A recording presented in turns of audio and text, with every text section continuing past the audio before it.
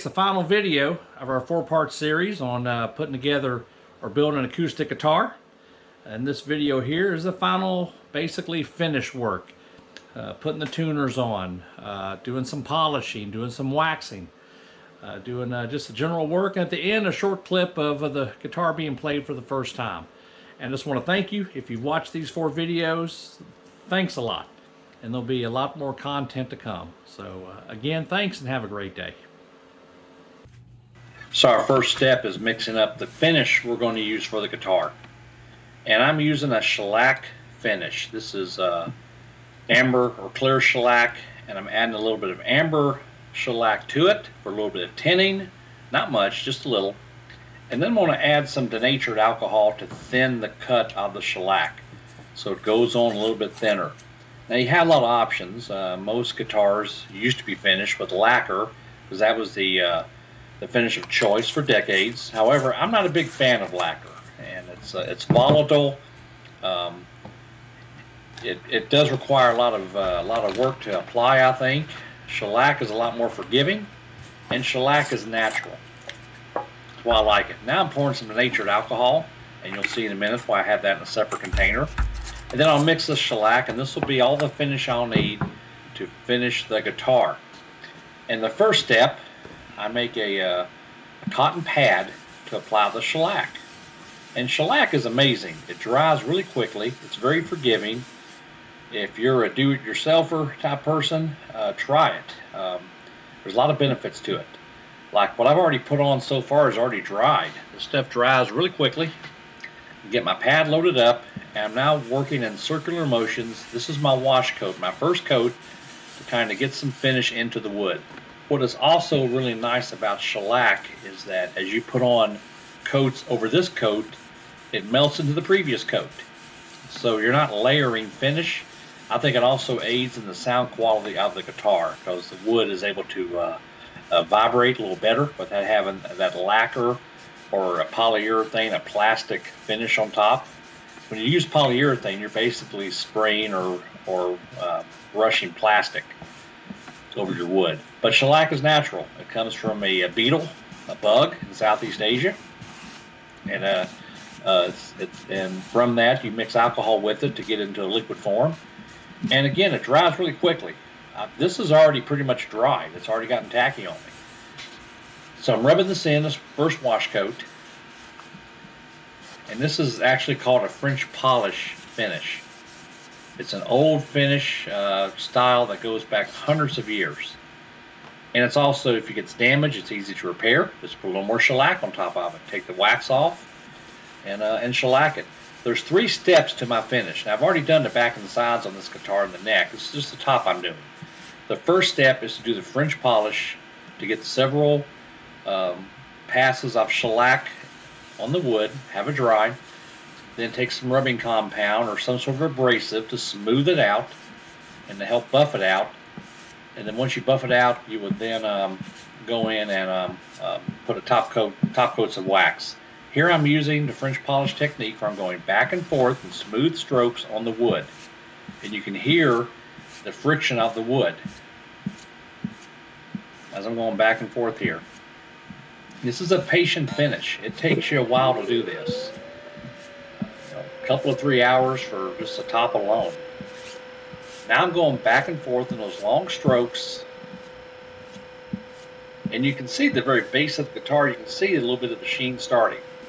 Now I'm going to take some mineral oil, a few drops on the pad, and this acts as a lubricant. Keep my pad smooth and going across in several passes. The mineral oil does not react with the shellac. It'll stay separate from it. So when I'm all finished, I can take a little bit of napia and wipe down the top, and it'll take off the mineral oil, but not take off the shellac. The only thing that can take off the shellac is alcohol. So if you put too much on, you can take or have a bad spot. You have that clear little tub of alcohol there. I can dip it in there and kind of water it down or thin it out. So again, very forgiving. It's just a wonderful feeling finish. It's a great looking finish. It brings out the beauty of the wood, gives it a nice sheen without it being just artificial looking. There I go, put a little alcohol on there. As I'm actually wiping back and forth, I can see a vapor trail. Let me know that I'm at the right density of finish. And you also see I have the bridge and the fingerboard taped over, because I'm not going to put finish on this. This will be oiled a little bit later. And a couple of places in this build, I didn't video the bridge pins being put in and the bridge plate that I had the machine down. Now I'm into the next step. Now I'm taking rubbing compound. This is the rubbing compound that you'll buy at the auto parts store, hardware store, used on metal. It's also great on wood. So it has a very thin cut to it, a little bit of abrasive to it. I'm wiping it on, letting it set just for a moment or two. And my finish, my shellac, is already thoroughly dried. I've let this cured for a while. And in doing this, what I'm doing now is smoothing out any rough spots, getting that finish really nice and smooth. So again, there's really 4 steps in doing this. Your shellac base, taking some sort of abrasive, like a rubbing compound, to smooth it out. Wet sanding with some really fine grit sandpaper to get that finish, or that wood, or that piece, or the top there, as smooth as possible and even. So when I apply my last step, which is my paste wax, I put on several coats of paste wax, I buff that out, and I have just a nice deep sheen. And again, it's the kind of finish to where if you damage it, if you get a scratch in it, or just over time it wears out, you can just go back, clean it, take some alcohol, clean everything off, put some shellac on there, and just redo it. So it's a very great finish for refinishing items. What shellac doesn't work well on, though, really is tabletops. If you're going to be doing something that's going to have a lot of wear and tear from hot items or dinner plates or that kind of stuff, shellac's not your best finish. But for everything else, it's great. I use it on furniture. This is my basic finishing technique for so many things that I do. Okay, now I've wiped off all the rubbing compound, and what I'll do in a couple of future steps is apply the paste wax. I'll be frank with you, I didn't video applying paste wax because it's a pretty straightforward process. Rub the wax on with some steel wool, let it set for a few minutes, and then buff it off with a fine cloth. And here I'm making sure all the rubbing compound is off, because my next step is going to be to start my wet sanding. So I've spritzed the top with a little bit of water. I've got some fine sandpaper here. I'm starting, and there's the type of wax I use. I use a paste wax, regular Johnson's, and then I use Brie wax. Brie wax is a great woodworking wax. It's a wood wax made out of England, and it's just a great product. So I'm wet sanding this. I'm starting with 400 grit sandpaper. I'll move up to 1,000 grit, up through the grits till I get to about 2,000 grit. Sometimes I use 3,000, but 2,000 is about as far as I need to go. And this is now starting, and you'll see a little later in the video, this is starting to put out a really nice sheen, a nice luster, great reflection. So the shellac, again, gives you the finish. The sanding and the rubbing compound smooths it out, and what the wax does is add protection. The wax really doesn't add to the finish as far as the shine or the luster or the sheen that much. It just adds protection. I could literally, after I wet sand this, just wipe it down and be done, but that's not going to be extremely durable. Now, if you do have a wax finish, you do need to do a couple of times a year, re-wax it. And also, this protects the sound on the guitar because I've got a natural finish. I just like using natural products in the shop as much as possible. And notice, for the most part, I'm wet sanding with the grain of the wood, moving around a little bit. Especially when I get up to the higher grits, the 2,000 grit, I want to be with the grain so not to have any kind of marks in it. But again, 2,000 grit sandpaper is pretty fine. And shellac, when it dries, is a fairly brittle finish, so it does sand well. Where some finishes, like polyurethane, you add any heat to it, can get kind of gummy on you, but shellac is very good for this. Clean paper towel, just keep it clean. And now it's time to go over to the tuners. Again, I've added a few coats of wax. The tuners I'm using are a Groover tuner.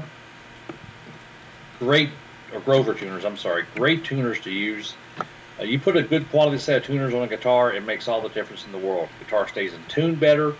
These are 16 ones, meaning for every one revolution of the knob, the tuner turns one time.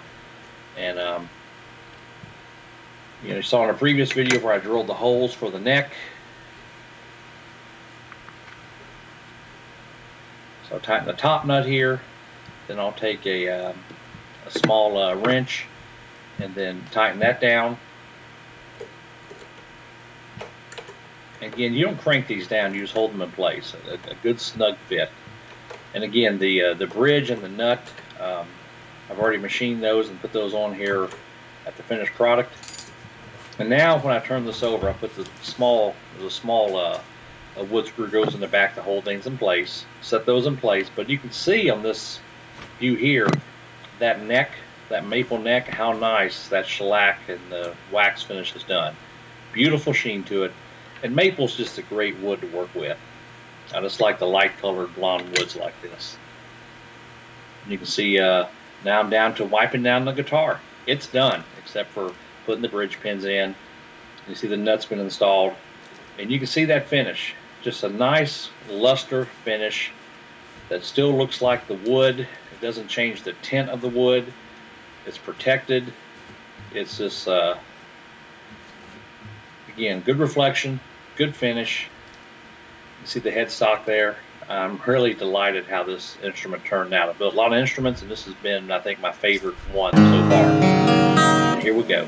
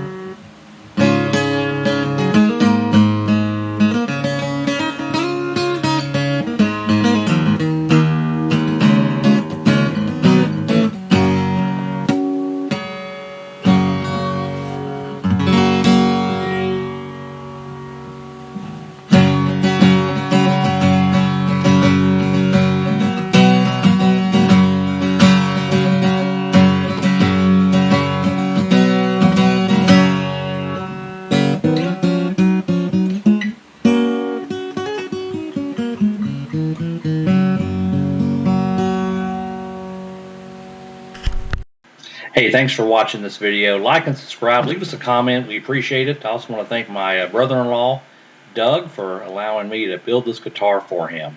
Again, thanks again for watching.